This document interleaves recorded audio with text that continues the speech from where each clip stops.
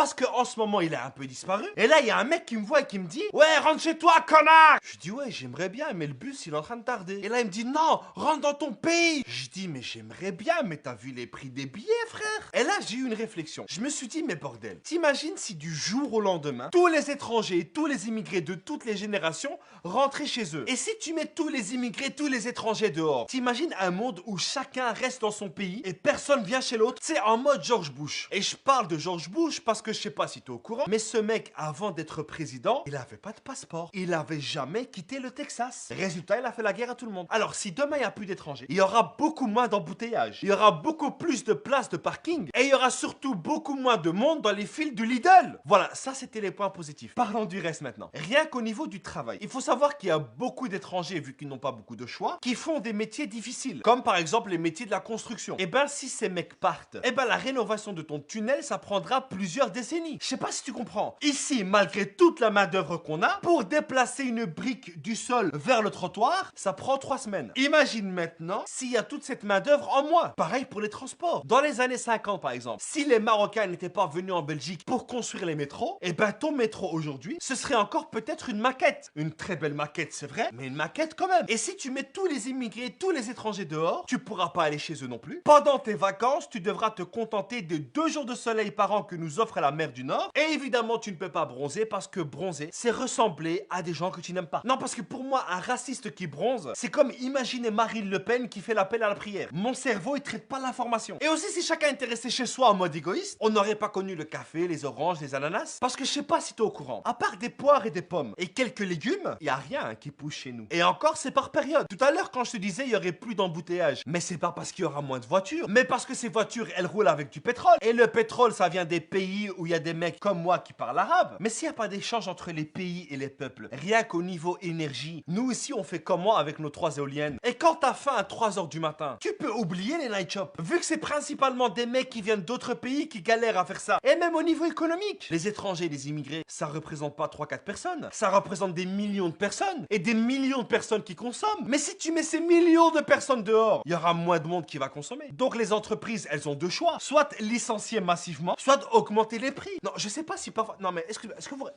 Est-ce qu'il y a quelqu'un qui réfléchit ici? Et puis merde, rien que dans ton salon, t'as la moitié de la planète qui est représentée. Ta télé, elle est fabriquée en Chine, ta voiture en Allemagne, ton salon en Suède, et ton téléphone a été fabriqué en Chine par une entreprise américaine fondée par un Syrien. Moi, je pense que la seule solution, c'est qu'on prenne tous ces racistes, qu'on les enlève de la planète, qu'on les fout sur Mars, et qu'on les laisse réfléchir pendant quelques mois. Et après, ils pourront revenir, quand ils auront compris. Donc, si tu es raciste, pratiquant, de père et de mère, c'est-à-dire insulter 5 personnes par jour, etc., eh ben, je suis désolé de t'apprendre que même avec toute la volonté et la haine, c'est pas possible.